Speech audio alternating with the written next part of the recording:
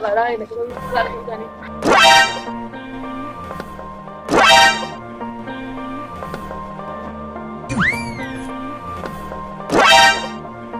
au ashe dai ido na ne nan me kake ne lokacin sallah yayi ai kai ba wallahi talauci ne mun yi wallahi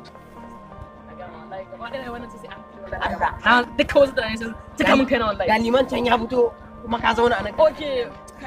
kai alwalan mana mu je mu sallah